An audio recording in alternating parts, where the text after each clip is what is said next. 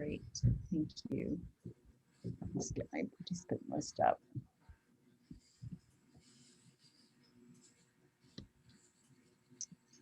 Hello, everybody. Welcome. I think. Hi, Anne. Hey, Christine.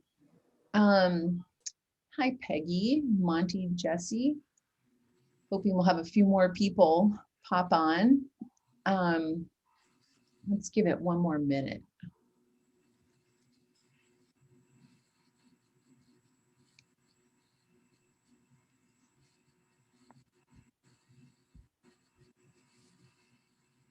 I didn't receive notes from anybody saying that they weren't going to make it. So I definitely am expecting.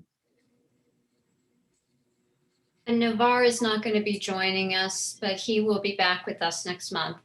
Oh, great. Thanks for checking on that, Peggy. I'm just wondering, has anybody heard from Terry? I haven't heard from her in a while. So she didn't tell me she couldn't make it, which she usually does. So I did not receive any communication. okay. All right. Well, let's get going then. So, oh, and here's Phil. Great. All right. Well, welcome everybody. This meeting is being held pursuant to and in compliance with the ordinance number 20-A14, an ordinance to ensure the continuity of government during the COVID-19 disaster. The committee members who are electronically present at this meeting are Christine Hirsch-Putnam, Jesse Warren, Monty Harris, Peggy Gilgis, and Ann Johnson. The opportunities for the public to access in the electronic meeting the electronic meeting are posted on the Albemarle County website on the Board of Supervisors homepage and on the Albemarle County calendar. And I just saw that Terry is here, even though she's not coming up as a participant. She just messaged that she's there. Oh, okay. I don't know why that's happening, but we can add Terry Kent to the list as well. Yeah, and she added another text that says it's a weird screen though. So Terry, you may want to log out and log back in using that secondary link that EJ provided, if that is an issue. Sorry for interrupting. No problem. Thank you, Supervisor Price. Supervisor Palmer is also having some difficulties. Nicole, are you still on with me? She's there, but she might not. There she is. Muted. A bit diverted, but what's going on? Liz Palmer is having trouble. None of her Zoom links are working for her. Can you remote in and help her out? Sure, I can. I'm actually working with Mike Brown right now to get her laptop working, so I'm not even sure what device she's using, but I will definitely communicate that. Okay. I'll include you on my email to her. All right, thank you. EJ, when I first tried to link in using the normal link, nothing happened. So I used the secondary one, which then allowed you to promote me in. So it may be something with that link. All right. She tried both of them, but I'm gonna get her another link. Okay. Thank you. I do know I came in through the calendar request when it says, see this series and then click here. That worked fine for me. Okay. And Terry is having the same problem. I'll give it let's see if I can't sort this out for folks. Hey, Phil. Hey, Cherise. Bye. Hi. All right. Well, maybe while we're working on the technical issues, EJ, can you scroll down, or maybe, I don't know if you can show the whole page, possibly. That would be helpful. Great.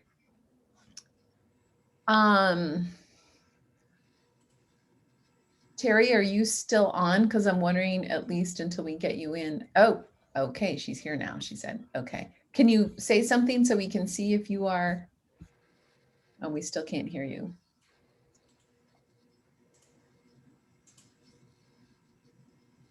Still off video and audio. That is weird. Okay.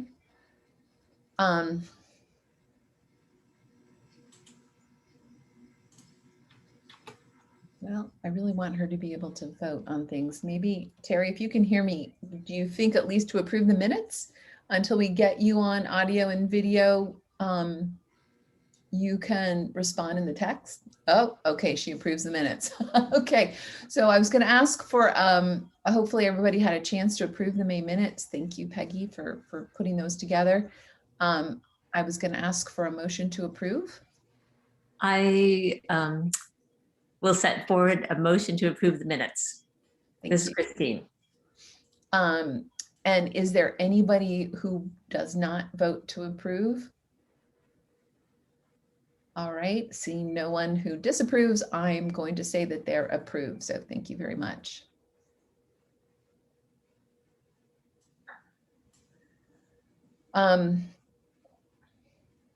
Okay, Jesse said his computer has failed. He's on his phone. Wow. Okay, this is going to be setting a record for technical challenges.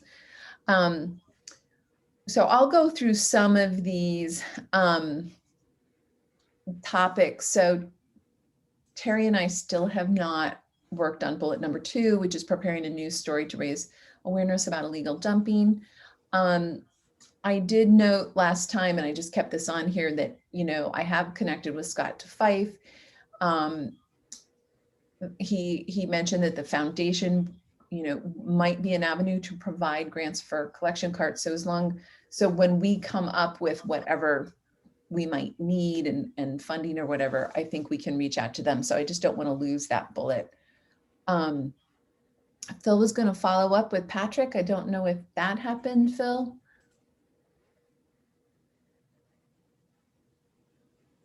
Are you there?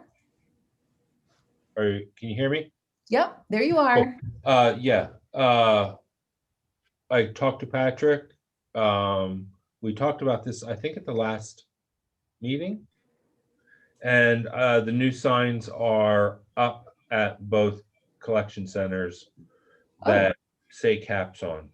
Awesome. Okay, So I awesome. consider that probably closed out. Okay, great. So that's completed. We had in the minutes that we didn't think there was a decision was made, that you were just going to do the follow-up. So thank you for doing that, Phil. All right, EJ, if you could scroll up a little more, let's get to the county report out. So Lance is not here. Are you going to do the report out for him?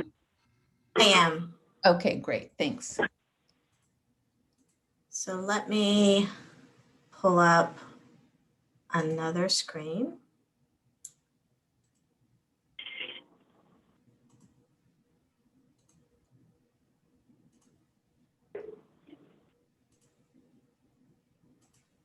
And let me know when everyone can see these.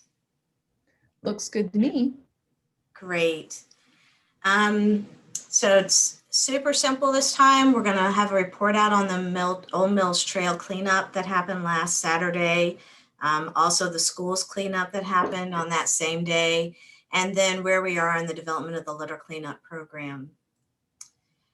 So last Saturday, it was a pilot event. I will say we put together the exploratory committee for this 7 weeks ago. And when the long range advisory committee that gave birth to SWAC came together, we only had 3 people in our water resources division. There was no facilities and environmental services. So there was literally no way to spin up anything like this at that time. But since FES has been established and our environmental services department has grown, and really our county organization has started doing more committees and work across across the county departments, we found that we don't necessarily have to have the expertise within our department. We have the ability and the capacity within staff work to reach out to our colleagues and make things like this happen. So it was 8 to 10. It was at the Old Mills Trail at Dardentow Park. We had about 21 participants. Only 5 bags of trash was collected. That's a pretty low number. It's because that trail is actually well traveled, and the folks who go out there are in the habit of picking up trash on that trail. We did get 2 wheelbarrows of recycling though. We did have representation from our Parks and Recs staff, our facilities, environmental services, communication, as you can see there, in our Let's Talk Albemarle van. SWAC came out. We were really appreciative of that support. PEC, Piedmont Environmental Council, and then other community members. And then we also had the cleanup at Monticello High School. So what are our lessons learned? Well, first of all, just point out, this is Christine giving a really good talk to both our county staff and our community. She was a big hit. And so we would like to see that sort of augmentation to our cleanups. We would like to see that developed along with this program. Lessons learned, target hotspots. As I said, we only picked up 5 bags of trash. We really were just looking to pilot being able to organize the logistics of the program, so we weren't surprised by that. But we do know that we've got a litter map, and we can rule out what VDOT does, what our county contractors clean up as part of their mowing contracts, and what the jail cleans up. And so we will be able to utilize that, as well as possibly doing a crowdsourcing for people to be able to call in and say, we've got hotspots in our area. We do find that piggybacking on other community interest groups and other national days is a very good way to, obviously, to amplify the message and to have really a workforce multiplier out there. Coordination with schools. It's interesting, though the schools champions might not be out on a trail or a stretch of road that we will be working. They will be working within their parameters. They have students that are very excited about this, and they have teachers are very excited about this. So it's really about running parallel logistics and keeping the exploratory committee, the development committee, together with both schools and local government. Recruiting champions, we're still out and about to do that. I'll be taking the lead moving forward for this year, but Serena from communications and Laura Williamson from environmental services and Ed Brooks from the Yancey Community Center are really going to be the core group that works on this logistics. And we're all strong champions for this type of cleanup work in our community. Spread the love. We want to make sure that every single magisterial district gets hit on this. We don't want to concentrate on just one road or one area. There's plenty of litter to be picked up all over the county. So as we go through the year, it would behoove us to make sure that every single community within our larger community sees the effect of this work, both through the education and through the actual cleanup. And then safety first. The Old Mills Trail, there's obviously no Porsches running down the trail, at least none that we saw. But once we start moving to road work, there are going to be some safety considerations and certain areas of the county that we simply might not feel safe cleaning up given the circumstances of traffic and the like. So that will be explored this summer as well. Looking ahead at the development of the program, we're going to look at spring and fall events. We know that those are the times when you have sort of clearance coming out of the winter and going into the fall, where you can actually see the trash. It just makes it easier to get at. But the messaging would be year round. The communications department is considering putting together small videos and PSAs during the summer and then rolling them out throughout the year. We do know that we've got great resources at KVB, VDOT, enthusiastic county staff, students, and of course, our support with SWAC is definitely a force multiplier on this. The external partnerships are going to be something that we will have to work on, at least making concerted efforts to make those connections in order to amplify the messaging and create that workforce multiplying. Our next step is a July planning meeting. And so that will focus on what educational materials we'll put together this summer, what partners and people we need to really get to contact and to start scheduling, and then taking a look at what local government, so what roads, byways, and highways should be targeted this fall, as well as connecting with the schools to see where they have their most needs as well. And that's pretty much it. Now, thoughts, suggestions, questions. SWAC is certainly a source for all of us for information. So, do y'all have any recommendations with this program moving forward? This is Christine, and I just want to say that I thought it was great. I really enjoyed being there. And last night, the Sierra Club put on a program about plastics pollution. And so one of the person who was speaking was from Longwood, the Clean Virginia Waterways. Yeah. And they have, they use the ground clean swell. And so they have a data sheet. And I did sort of make a list of the things that we collected, which I want to put on that data sheet and share with all of you. But I thought that that would be sort of an interesting, especially working with the schools to get the students involved in some of that data collection. And then there is the app. So it was just a really great presentation. And it helped me to understand like where they're seeing the impact that litter is having on waterways. Mm-hmm. And also I just want to say in terms of outreach, the Sierra Club puts out like a weekly newsletter that goes, it has a pretty big listserv. It's just of all the environmental events that happen every week. And so that's just a great place to amplify that message and to recruit people as well. Okay, that's wonderful. I'll put that on my list. Any other suggestions? Peggy? Oh, I just had a question for Christine about when you say the data collection, you're talking about cans versus plastic bottles or brands names or? Yeah, I think they're just different items. So I can share that with you guys, just the website. And the nice thing, I believe that the presenter, and I can't remember her name, but she is over at Longwood College. And she had mentioned that you can pull data. She's had different counties actually ask for data from that app. And so I thought, well, maybe that could be a good source for us as well. But I wanted to follow up on that.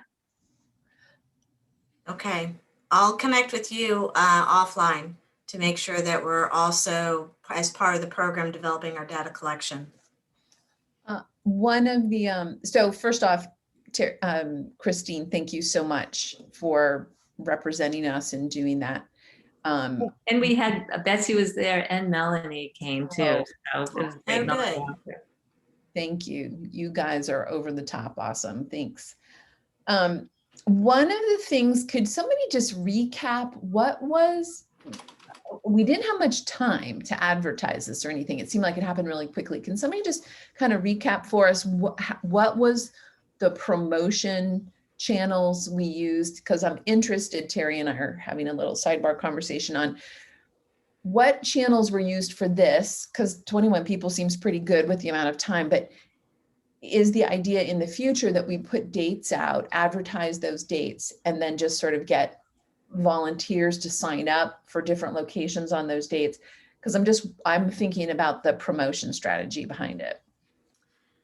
Right, so first of all, just a reminder to everyone to keep material information out of the chat room, since that can't be published on the YouTube page. So better to bring that question into the group if it's material. As far as the communications, it was a 7-week build. And so we went out through email, Facebook, and the normal social media It was avenues. all county based, right? And this was all county based. Okay. So you didn't, like Piedmont Environmental Council or Sierra Club, they were not also advertising it. PEC, Serena Grier in Cape in the communications office was able to actually connect with Peter Krebs. And so he was able to put out a blast internally within PEC, is my understanding. Okay, because that would be great. I'd be interested on the people who were involved, how they found out about it, so that if we can get, more citizens and more students. And, I think now that we have some time before the next one, think about what those other channels are that we might get them to just take our message and amplify it. Absolutely.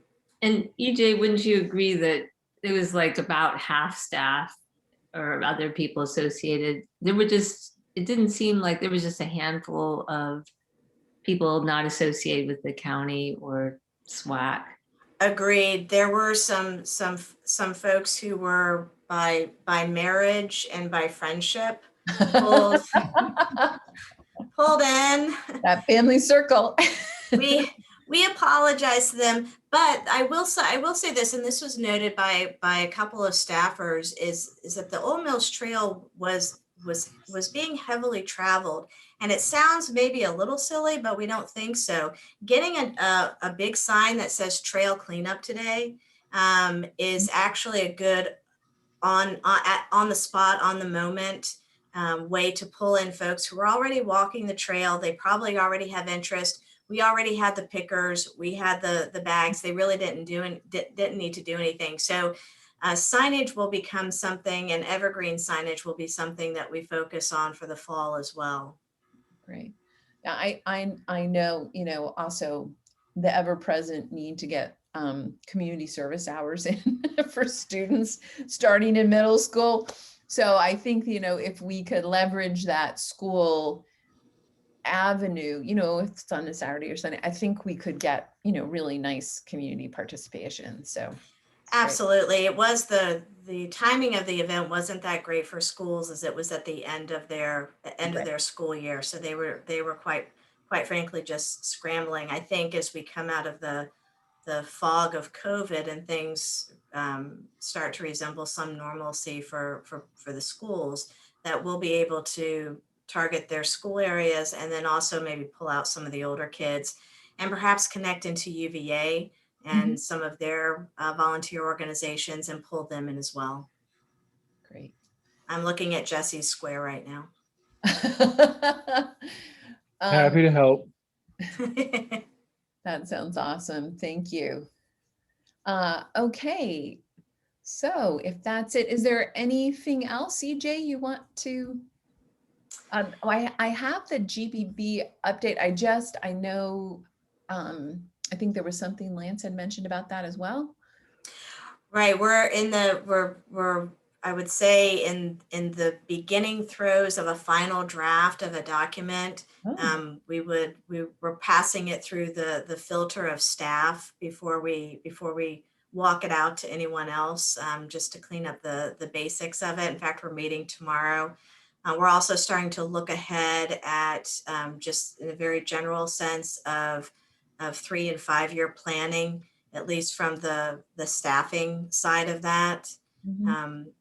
Anything that goes across departments and requires heavy FTE times across departments actually has to go through an organizational request because of that sourcing across. But right now, the first year of the implementation really looks to be, it'll be a heavy lift on Fez, on my department, on Lance's department, but it doesn't look like it's going to necessarily branch out to the point of needing to run it up the flagpole with leadership.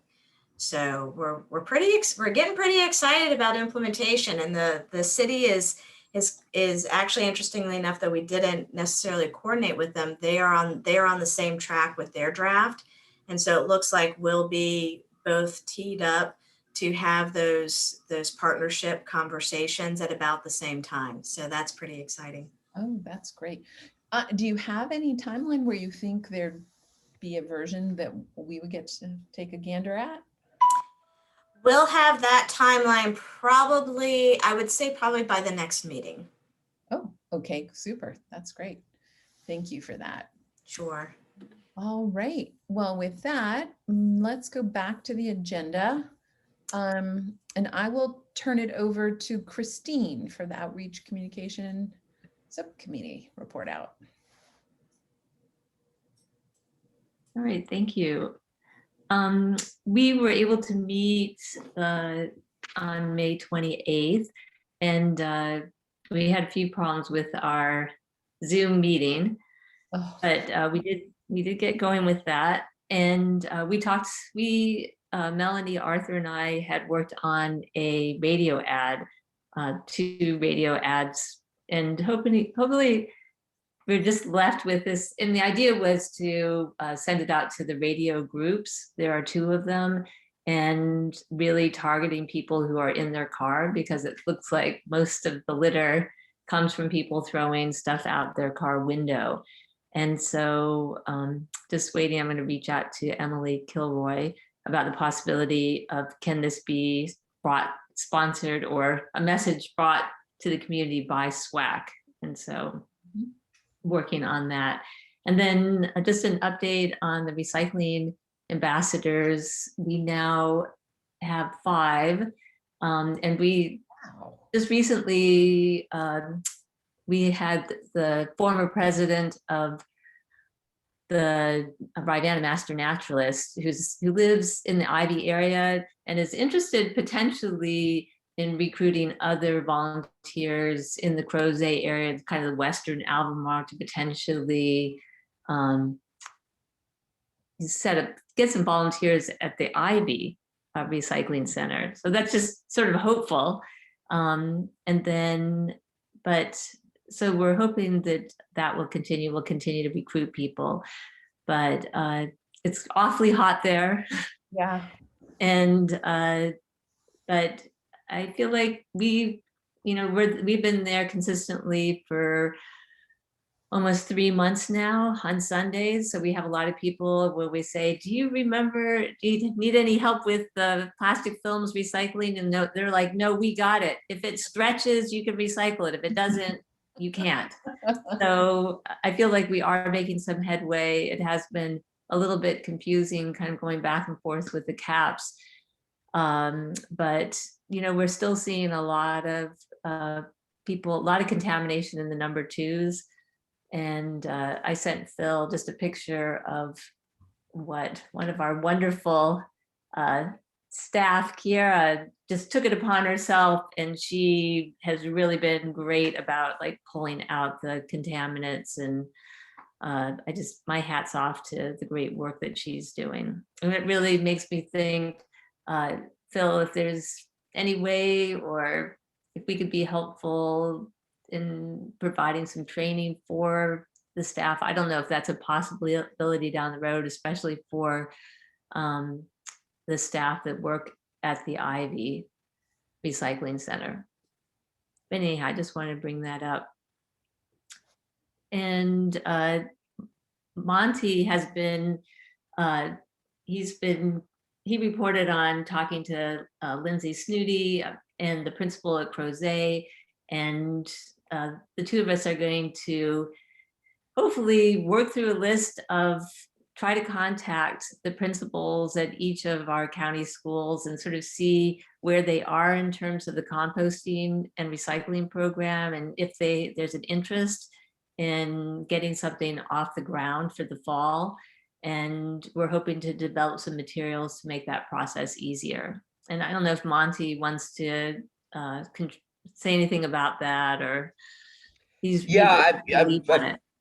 I think we're open to anybody who's, rather than recreate the wheel, if there's kind of a playbook, and maybe Terry has it, but like what you take to a school to say, here's the the steps of making it happen, because the county already has note to haul, all that, and then I think to combine that with kind of a presentation to the schools, to just the environmentally aware, whatever we want to talk about in regard to recycling, composting, and if we wanted to add some other things, maybe just do it as one kind of turnkey thing for any of the principals that express interest.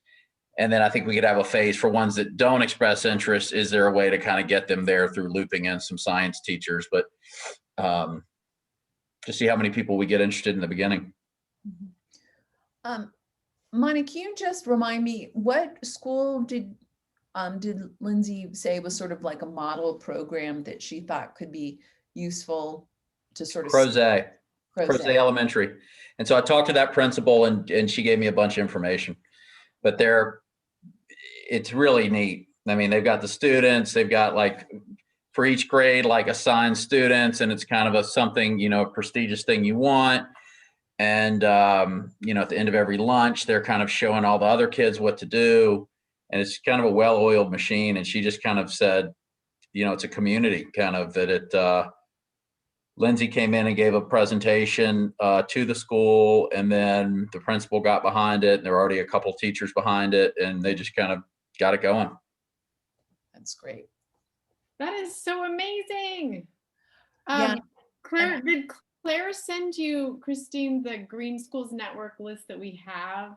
She I mean, did. this would be like it sounds like you guys are going to talk to principals. That's awesome. This list is more like the teachers, the champions within a school that might be interested. So like, and there's a lot of independent schools. So I'm not sure even how many county schools we have on that list, but you know, for what it's worth, you know, I think Yeah. it's awesome.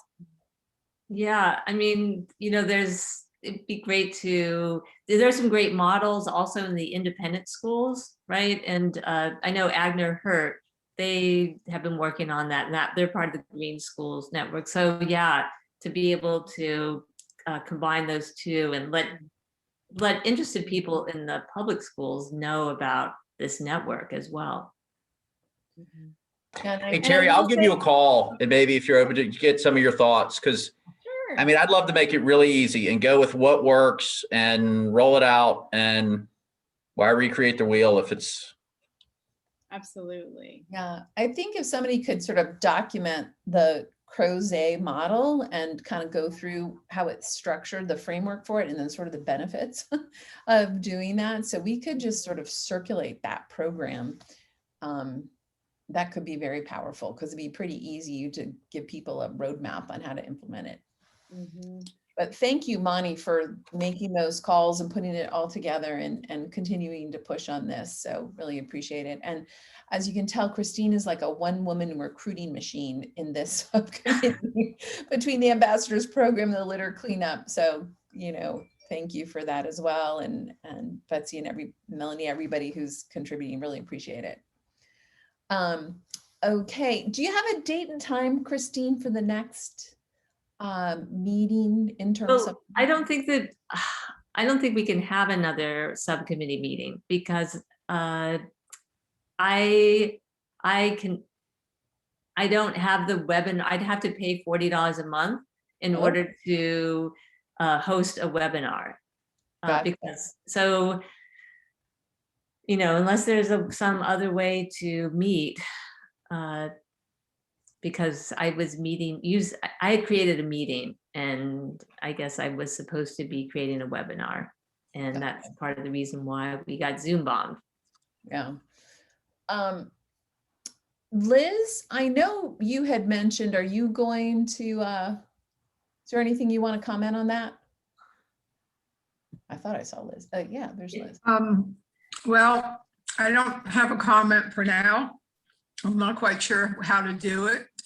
Clearly, if there's 2 people in there, they can meet. There's 3, there's not right now. I'm hoping that we can have another discussion on the board level to work this out and to have some kind of other hybrid model where we can get this done and the county can pay for it, but it's not at this point in time.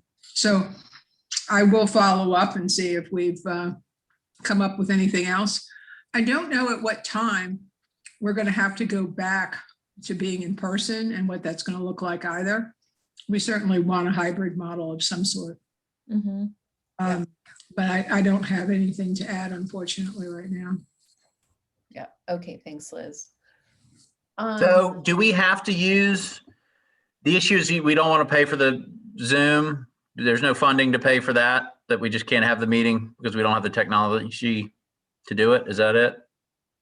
Right now, the county is not paying for subcommittee members or committee members to have the Zoom webinar. And so yes, that's the issue right now. We did not realize that until very recently. And we have to use their service. I mean, we couldn't, like, it's not free. My company uses Teams. Can we have that? Well, you could do it then. If you have, well, I'd have to ask. We'd have to ask about the Teams. We've been using Zoom. It has to be posted and it has to be public. And so you have to be able to control other people entering it, because then that link has got to be publicly presented on the calendar for the county. Okay, that'll be I don't know that I can open that can of worms. Big company, Yeah. security Yeah, stuff. That's, And I think the other thing is you have to record it. Yeah. Yes, we have public meeting requirements and FOIA requirements. And so there are a lot of regulations that come into play. Well, I'm happy to foot the bill for a couple of months here, Christine, if you want. I'll write it off. So I'll, if you want, if Chrissy, if you just give me the technology, I can sign us up and we can have a meeting, and we'll just do it month by month and hopefully get something worked out. Yeah, well, we'll talk, we can talk about it. I already put out, you know, it was $160 for the Zoom account just to do this. So, you know, that's where I was kind of drawing the line. Yeah. The other Slippery Smart slope. person. And just so Christine, I will, my professional Zoom account does not have webinars, but my company does. So I'm going to just see if I can hijack it once a week. So I will follow up on that too. Then that way nobody has to spend any money. So, okay. So good. Well, thank you for that all. And I will turn it over to Jesse for the County and RSWA Operations Subcommittee report out. Thank you. I'm on my phone, so hopefully everybody can hear me okay. Charisse, I am going to call on you to do an update on the solid waste planning unit, so consider yourself warned. We met on Friday, May 28th. We had a decent meeting. It was myself, Monty, Terry, Phil, Charisse, Liz, EJ, all got together to talk about a couple of things. We're trying to move forward on glass. Liz gave me the connection with Jesse Rutherford in Nelson County, who will be our contact for trying to move them along.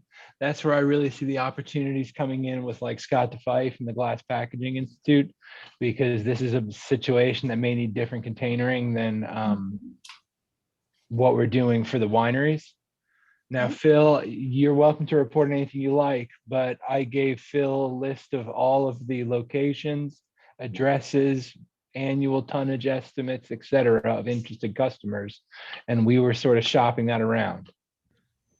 So over the last 2 weeks, we've been kind of doing an impromptu survey at Ivy, looking for some of the newer small haulers that haven't been long-term historical customers of ours, and or specialize in doing small containers like a Happy Little Dumpster. And got the information back yesterday. I didn't get to start making calls today, but I hope to do that tomorrow and then into next week. So hopefully we'll be able to get that information out to people before I go on vacation, and then they can get back to us early July with Great. Proposals or interest, or heck no, I don't want to. And is that, so that's to identify potential haulers from the vineyards to Ivy? And That's right. All right. And to Excellent. get costs. Thank you so much for doing that, Phil. That's awesome. Yeah, I really appreciate that, Phil. Phil's really helping us carry this over the last mile, so to speak. We also talked a little bit about what is the Governor's Executive Order 77 and the efforts that the university and subsequently the county are taking to limit solid single-use plastics. I know I've said this before, I'll say it again. July 15th, we've been asked not to use, let me rephrase this, to stop procurement of additional single-use plastics. So we're allowed to work through our stock, but we're not buying anything else. We expect to see that material trickle out in the month of July, and then a more abrupt shift in August. The material that's being proposed is generally compostable instead of plastic, where it cannot be reduced or reused. And so we're having conversations with those folks to see how to best handle, haul, process the compost, that post-consumer compost that will be generated as a result.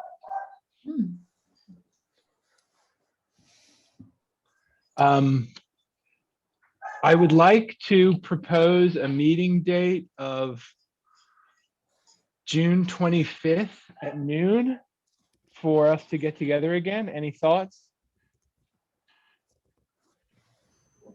I won't be able to attend. You're on vacation, Phil? Yeah. And I can't do it 1 week earlier on the 18th because we've got a holiday and I'm taking off. But if you prefer, I could do something like next week in order to get everybody in the room. Are you okay with us meeting without you? Oh, please go ahead. I'm Hey, gonna, Jesse, I can't do the 10th either. I mean, the not the 10th, the 25th. 25th. Would the week prior help everybody out? Is it the Yeah. 18th? Can't be the 18th because I unfortunately am Oh. out of town, but I can do it at 11 o'clock on the 17th. That works for me. Okay. I don't know that I'll have a whole lot to say other than who I've reached out to. And if you need to share with us an email update, Phil, that's totally fine. All right, I might Terry, do that. that's fine. Terry, does Thursday the 17th at 11 work for you? Yes. Great. I will send it shortly. And then the last thing I wanted to do was pivot over to Sharice for a solid waste planning unit 5-year plan update. Hi, everyone. Other than what I said last time, there's not much of an update other than in our last meeting, we talked about ownership of the strategies, and I've been reaching out to some of the non-governmental organizations that we hope to take over some of those strategies, such as composting. That's not something that TJPDC can necessarily accommodate, and I don't expect the local governments to accommodate. So with those things, I've been reaching out to the organizations, some organizations that was given to me to see if they would be able to do like an educational program that the TJPDC could probably advertise on their homepage and you know, sort of do a joint promotion that way. So that can be a strategy that's worked on in some sort of way, because it was on the last plan and I think TJPDC had ownership of it. And honestly, I mean, it wasn't necessarily promoted just because we don't have the capacity to do it.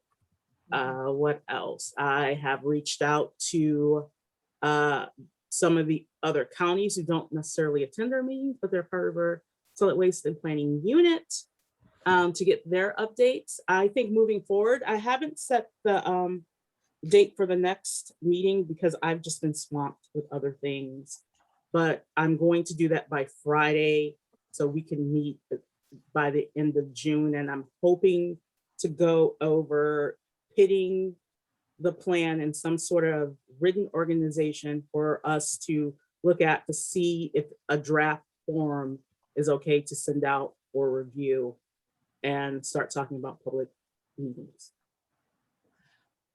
And I need to touch base, Phil.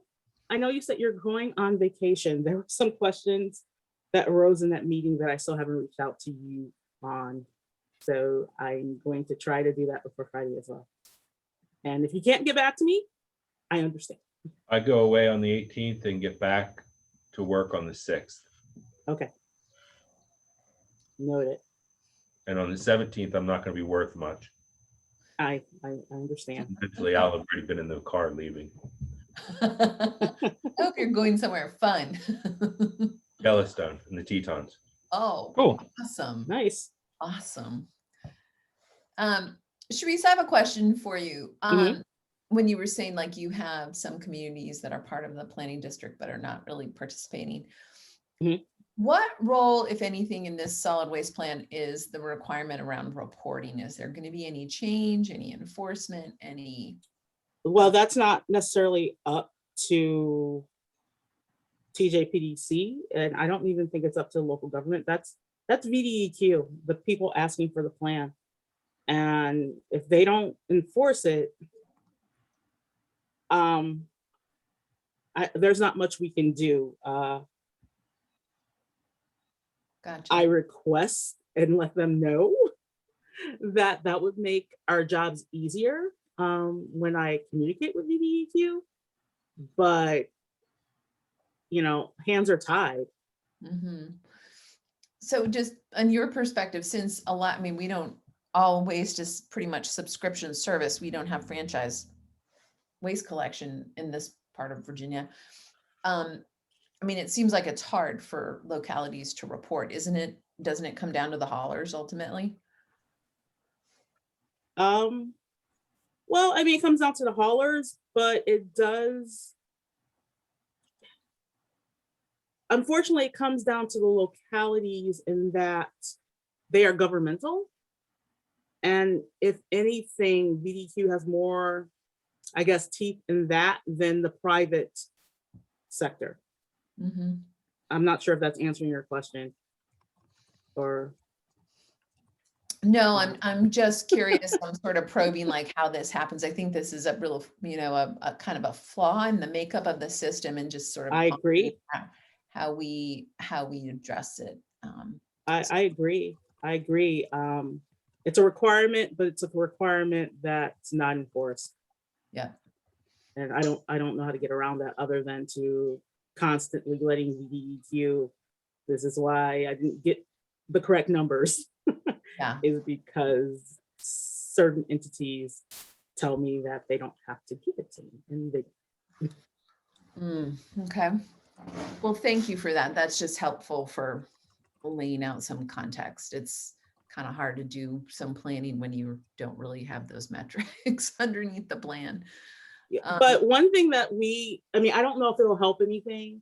One of the strategies is that here at the TGPDC, making a form that will to ease some of that burden on reporting. I'm going to be honest. I don't necessarily understand that. And I think that's what I want to get with you, Phil.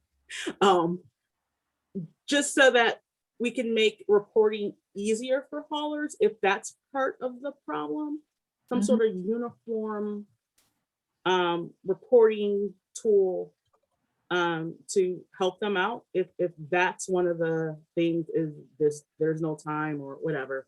So, but that's one of the strategies that we discuss. Okay. Great. Well, thank you for that. No problem.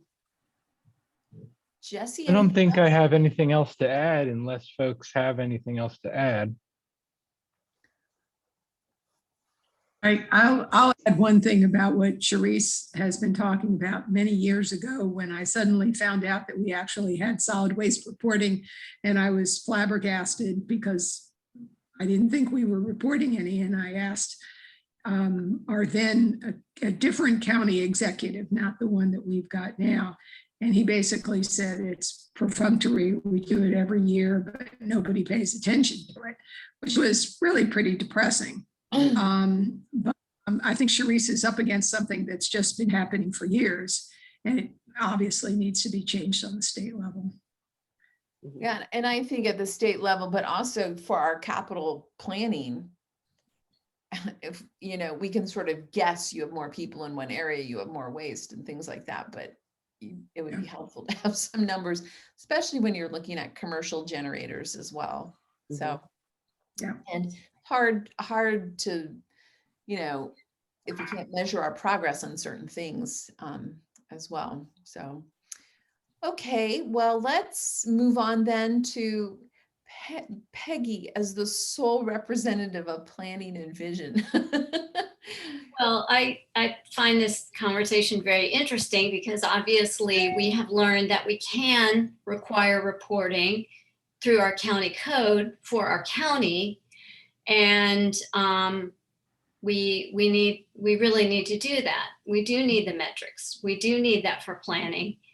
And I was hoping that I could have a meeting with you, EJ, or maybe attend a meeting with Lance that Anne, you, and Christine have been having on a regular basis to find out what GBB is doing for us in terms of looking at the program that's been existing in Northern Virginia for a long time, and why we can't, what would keep us from implementing a similar program in our county. I will be happy to include you, Peggy, on that call. And EJ, help me out here. I have this, I just have too much in my head right now, but I believe Lance was saying he was doing some outreach to different communities, had gotten really good feedback. Not entirely certain where that was going. Our holdup continues to be not having the county attorney review this, right? That we submitted. Well, Lance wanted to, do further due diligence on it before he brings it to the county attorney, I think. So I certainly understand that. I do think that maybe there's only one other county that's that has requirements like this, that like what the kind of thing that we're looking for. So I don't know. I hope GBB has more details about that. I mean, when we asked GBB, when they spoke to us, they said definitely there were counties doing that, and they should be able to, I mean, give us a list of that. And we did, and I don't remember the outcome, but we did have a discussion about staff needed, what's the logistics of policing it and enforcing it, right? Enforcing it and all that. And I'm not quite sure how far Lance got in that, because that was just before COVID, and, things got a little difficult during, over the last year. So we can just ask where he is on that. And I don't want to sound heretical or anything, but my concern has always been the few number of large haulers that we have in the county. And we did talk about a limit on, you had to reach a certain threshold before you had to report, which is certainly important. Mm-hmm. But given the business and the way it works, we would certainly love to bring some more haulers and concierge kinds of businesses back into the county and help that grow. So we just have to make sure if we do something like this that we're, right now we've got GFL. And I was going to say that the tendency in the industry, any small hauler that shows up will get bought. The industry is consolidating hugely. And unless they are a true concierge kind of thing, and GFL isn't willing to provide that service. Yeah. And I think that works to some extent in a wealthy area like ours. So in our ordinance, I think we defined who a small hauler was, and they were exempted from it. I think that's what we submitted, if I recall. That's right. It's been 18 months, so yeah. I don't know exactly, but I know we talked about that. I do wonder, I mean, the big company that we would be interested in working on this is going to be GFL. I'm sure they're familiar both with the permitting and the report out requirements. And I'm just wondering, it's no longer sort of a multi-stakeholder meeting. And I'm just wondering if we should just invite them to a meeting and talk to them about it and feel them out, tell them sort of what some of our needs are, and kind of take their temperature on what this is, because they have to represent the vast majority of hauling in the county at this point. I think that's a good idea. So Peggy, if you want to follow up, I'd be happy to talk to you about how we might think through that. Okay, that would be great. And we should have Navarre back soon. And also I have spoken with Teddy, and she's reiterated her interest in helping on the county code if she can be of help. Okay, great. Thank you for that. Mm-hmm. Okay, so let's get down to the new old business, which is we need more committee members, folks, and we got to get serious about this recruiting. Can I ask all of you to just seriously think about this and think about people who you think we might be able to reach out to and talk to? Jesse, I've been thinking it might be really interesting to have somebody from, you know, a professor or somebody from a department involved. But I Okay. would really like us to build up the committee. We expanded it and now we're, you know, struggling to get our original numbers.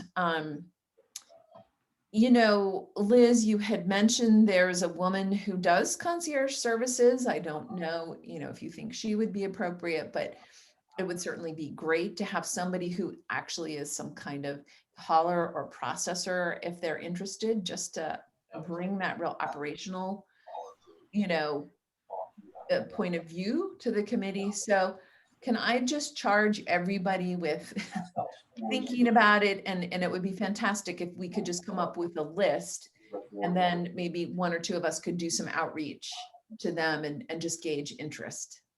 As But well as with respect to quality disposal, I just say quickly that she lives up in Greene County, so she might be willing to do it on a Zoom call, but I doubt she's, if we have to go back in person, she's, yeah, I'm gotcha. sure we're not going to be available. Yeah. So, yeah, I think anybody, but I really would like to beef up our committee. And so I think that is all I had, unless there's anything that you all want to talk about. You know, topics that we haven't covered, if there's, because we, you know, we don't have a speaker today and we have some open time. So is there anything else folks want to put forward, or, you know, at this time of day, utterly zoomed out? Well, and it's Monty, as you know, I've been trying to get some momentum around, and I talked to Jesse about this, you know, with UVA and hopefully the county trying to get rid of these single-use plastics and all that, is to get it a broader group riding those coattails, the, you know, adjacent restaurants, convenience stores, et cetera. And as you and I've discussed, it's probably a matter of cost for a lot of these groups, and it's so cheap just to get that throwaway styrofoam. So anyway, I've been trying to connect with Margaret Eldridge just to talk to her and get her thoughts. But, you know, it'd be great if we could go to a bunch of these restaurants and convenience stores with almost a turnkey solution to say, here's some great places you could get this kind of, you know, better packaging and whatnot that's not going to be around for the next 1,000 years in our landfills. Yeah, and I know I sent you to sort of, Seattle has a procurement list. Jesse, are you going to develop a procurement list for substitute or alternatives?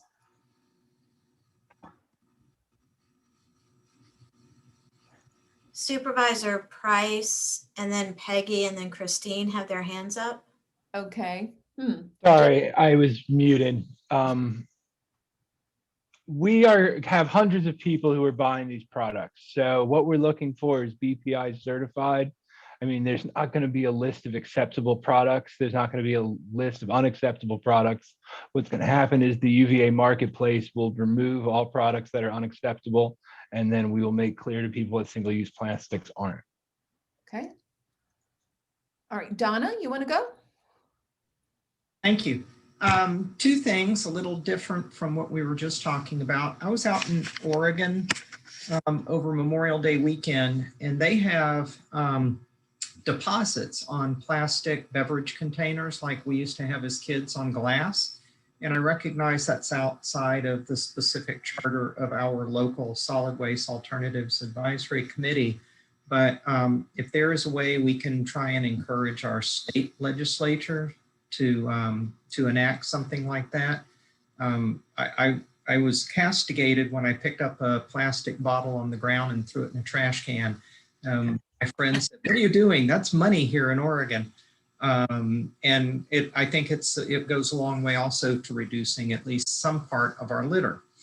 And then for the committee, just to let y'all know, Ann and I made a field trip out to Afton Winery to look into how they're using glass for mulch around some of their vines out there. They have a small test field is the way I would describe it. And I won't speak for Ann, but I came away not terribly impressed with that as an alternative use for glass. But we did check it out. And so thanks for letting me have a chance to comment.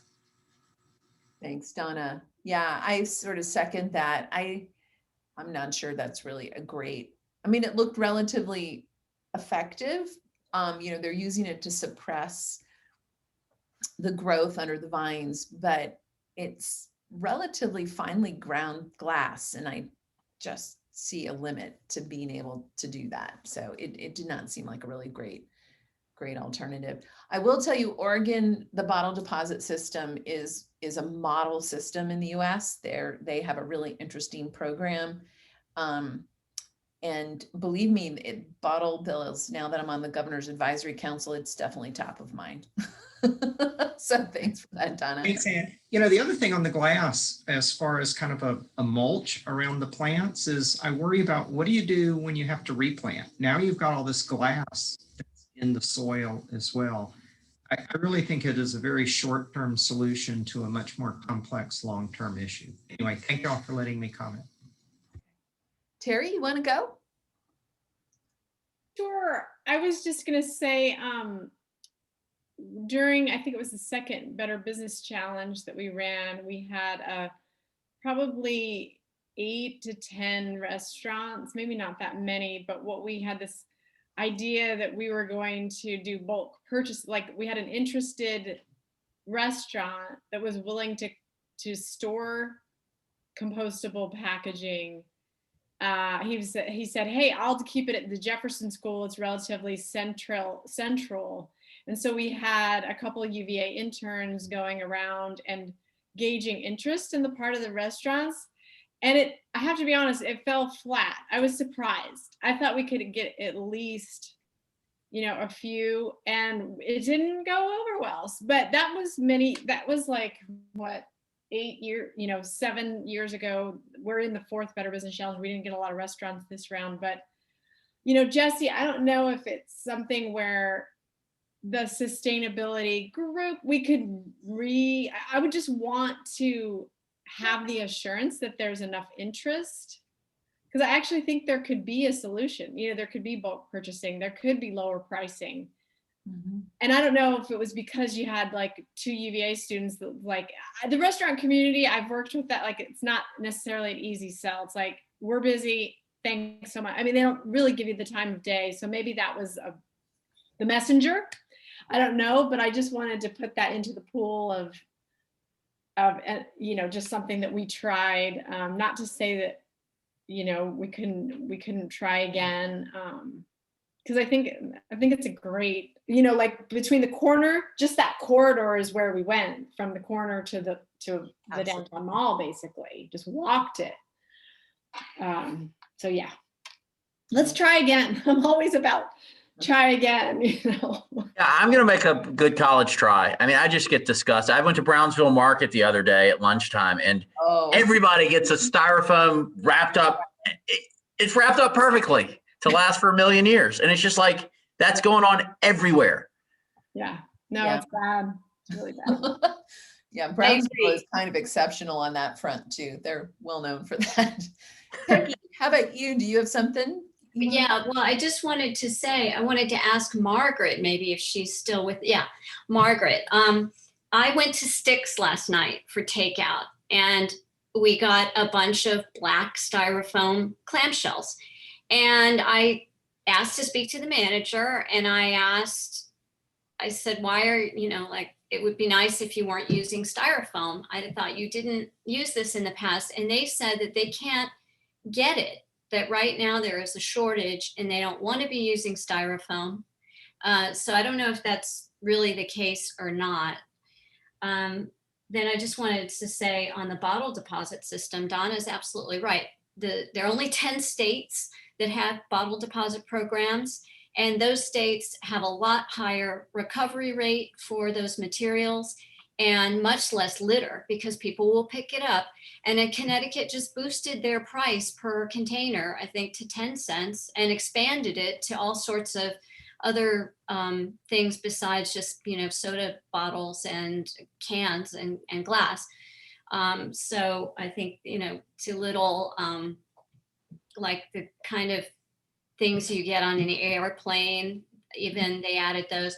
But anyway, I think we should push that if we could, and Chuck Riegel might be a good person to have come back and talk to us, because that's all he does. I'm sure he hasn't I know he hasn't had great success with the state of Virginia, but things may be changing. And he would know the state of play, and we could seek his where things are. I think he'd be a good person to have on a Zoom in maybe the next meeting. Okay. So Christine. can I answer Peggy's question or make a comment in response to the Absolutely. Go question? ahead, Margaret. Sure. So there's actually a shortage of both conventional and compostable food service where right now, because of the pandemic, and the demand has just skyrocketed for it. So yes, so I think the manager of Sticks was telling you the truth in his inability to get the type of packaging that he wants. My understanding is some restaurants are lucky to get the sizes that they need, much, without any preference for the actual material, that it is difficult right now. Wow. Interesting. Thanks And for- Anne, I had a question for you too about, you were saying being on the state plastic committee that bottle bill is of renewed interest. Is that a committee-wide renewed interest? Is that we haven't had a meeting yet. It's just been in the back Okay. of my mind. There has to be a first round of recommendations by the fall. Okay. All right. So I think our first meeting is next week. So it'll be interesting to see what the group, there's a professor from JMU, there's a professor, Jennifer Russell from Virginia Tech. There's a woman from a nonprofit up in Nova. And then I think the rest of it is, DEQ staff. So we'll find out what it's all about and, what the taste for things is going to be. So, Christine. Yeah, I just want to say that, just report that the Ix Farmers Market and the city market are composting. And, there are a lot of people. I think that it's great to get those compostable containers and to get restaurants to do that. I was at Pearl Island and everything's compostable except for the forks, but they don't have a bin to compost it in. And so I think that that's the other piece of it. Those products are energy intensive and expensive to purchase, and they need to be composted at the end, not thrown in the garbage. And that's where I watched people just throw it all in the garbage. I took mine home and I'm going to get it to the compost. I'm going to take it to McIntyre. But, and I said something to the folks over there, like, God, it'd be so great to have a compost bin. So I think that's the other piece of it, is let's see those materials actually being composted, or at least provide an opportunity for it. Well, just a quick question on that, which ends up being a really important observation, because a lot of compostable packaging in a landfill, if it actually degrades, has a worse carbon footprint by far than if you put single-use plastics in there. So you actually have to follow through on the intended disposition, or from an environmental point of view, it can be negative. So Betsy, I see your palm. Yeah, a couple things. One of the things at that plastic talk last night that Christine mentioned, they were talking about Mylar balloons, and not that we're bringing that up, but part of their messaging, of course, was about turtles and so forth. But one of the things they learned was to find a different way, a different aspect to reach people. Because like this woman that was going to release all these balloons at her wedding didn't care about turtles. There are lots of turtles in the ocean was her response, versus, and this is my only wedding. But when they pointed out that Mylar balloons getting caught on power lines because of the metal on them can cause power outages, well, then she thought, I don't like to be without power. So did she actually release balloons for her wedding? I don't know. So I'm just throwing this out as thinking, we think our way, let's think another way, or try to, absolutely, or listen to what people are saying. And so with this compostable, non-compostable, I take a container with me when I go to I don't go out much to get takeout, but I take a container with me. And I think I take it to Mona Lisa Pasta. They used to use a cardboard container, which I thought was great, but it has some kind of a plastic liner to it. So when I got that cleared up, that it is plastic on that too, I started taking a container. And I don't know if the health department would object to it, but they very willingly said, okay. And I don't know if more of us think in those terms, then that might catch on. I don't know. Just point. Well, if people could, just like reusable cups and things, I mean, if people sort of recognize the effort you go into to do that, that would be nice. Margaret, this is, there's a big project going on right now measuring the amount of PFAS in landfill leachate and composting piles and things like that. Do you want to update people on the status of that conversation and how prevalent or not that is in compostable packaging? Yes, PFAS is quite prevalent in compostable packaging. And so BPI certified products are eligible for BPI certification because they do not contain intentionally added fluorinated chemicals. So that's one way to minimize the chances of getting compostables with PFAS. But yes, it's it has been a standard ingredient in not just compostable food serviceware, but conventional food serviceware as well. Can you just give the group a little background for those who don't know what it is? Sure, it's the same thing that's in Gore-Tex and Teflon, and they're called forever chemicals. Once they're in the environment, once they're in our bodies, they don't go away. And so in food service products, they provide a grease and moisture resistant barrier.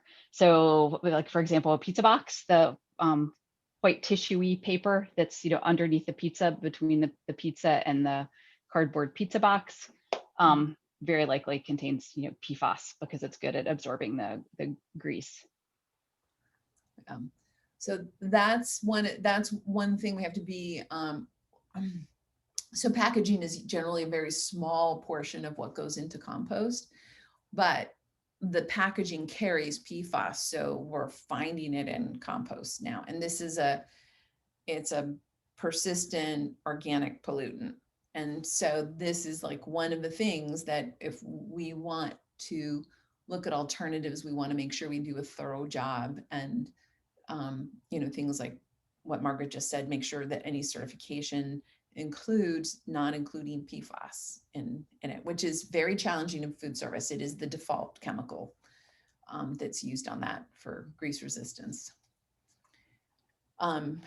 So now let's end on a higher note. We are coming out of COVID. Maybe we're going to have an in-person meeting soon.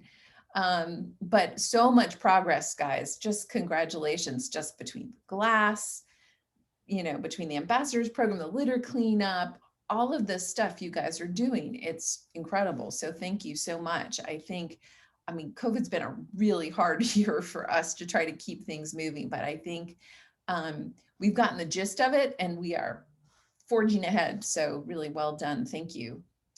And so next month in July, everybody comes with their potential, candidate for SWAC, so we can work on recruiting. So I think we're done. Unless Betsy, your hand is still up. Do you have something else? Oh, Mine has been up too. So I just want to say something really quick, but Betsy, go ahead. Oh, I think she put hers down. I didn't lower it, sorry. Oh, okay. I'm the one. I just want to quickly say way back when on the bottle bill, and so Donna knows and everybody knows, we talked about this on the board level, about putting it on our legislative agenda. We had been told up to that point that it really wasn't going anywhere because it's failed in the Virginia state legislature before. However, things are changing. And I just wanted to say if that's a decision to put that on the legislative agenda, it's a really good idea to at least work through TJPDC to get many more counties on board with that, as many as possible, because it's one of those things that really needs a consortium of counties and cities to go forward. So just a comment. Well, thank you for that, Liz. I will tell you that the industry positions on it are changing. There are 3 major trades associations that will support deposit legislation. And I think that, the KAB report that just came out showed a very clear correlation between lower rates of litter and deposit legislation. That was not an intentional analysis. It just, they did all the states and it sort of came out. That really got a lot of attention. And there are just, quite frankly, a lot of industries that are really struggling to grow their recycling rates. And I think the kind of misguided notion that deposits don't work has just been shattered. I think people generally accept they're highly effective. It's how you actually put them together and implement them is where the disagreement lies now. And that's why I say Oregon is really viewed as a real success, because basically all the stakeholders are generally happy with how that program works. Peggy? And I think you would know this. There's legislation at a federal level to make it a national bottle deposit system. But I don't know where that is. I can look into that and send an email out, but maybe you already know. Yeah, there are 5 federal, basically waste and recycling. There's a federal EPR bill, there's a federal deposit, there's a federal infrastructure for basically recovery infrastructure. Everybody's assessment is that these are very unlikely to move through anytime soon. We would have to have a shift in the composition of Congress. The infrastructure bill has the most bipartisan support. It has both a House and a Senate bill.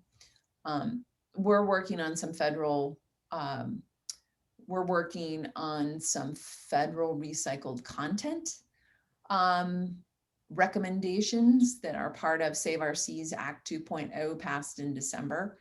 So there's a lot of federal activity, but quite frankly, I think what you may see are more riders coming out for funding on things like the infrastructure bill and some of the bills that do get passed. Because I think a single piece of legislation around this, I think the infrastructure one people sort of agree on. When we get into the bottled deposits and stuff, I'm not certain they could get it through. That sort of seems to be the consensus. Right now, we have 8 active state level EPR bills. Maine has passed theirs. It looks like we're going to tip in a couple of other states. So there is some thinking that if enough states pass extended producer responsibility legislation, and to be clear, that's a supply side policy, like container deposits. So it works on collection of material and infrastructure. It doesn't work on the demand side, which, so there's a bunch of concepts coming out on what does the demand side legislation look like. But if enough big states, and there's a pretty strong bill in New York right now, if you have enough states push this forward, I think you will have very strong conversations being pushed by industry at the federal level, because their biggest nightmare is having to comply with 50, or 14 or 15 different state EPR bills. They would much rather have a uniform regulation that they have to comply with. So it's a pretty interesting time. There's a lot going on. So, yeah. So for next meeting, I'll try to get somebody who can sort of talk deposit legislation and look at that. All right. Oh, Christine, is your hand up again? Oh yeah, I'm sorry. I just wanted to mention at the Sierra Club meeting last night, there was talk about the plastic bag fee rather. And I think that they are energy to try to push to see if we can get some movement for Charlottesville City and Albemarle County. And I know that Roanoke, they just passed their some, legislation to make that happen. Yeah. So I just want to mention it. Great. Thank you for that reminder on that one. Okay, guys, I think that's a wrap, and you get 10 minutes back to your day. So until next month, thank you very much, unless I see you in some intervening meetings.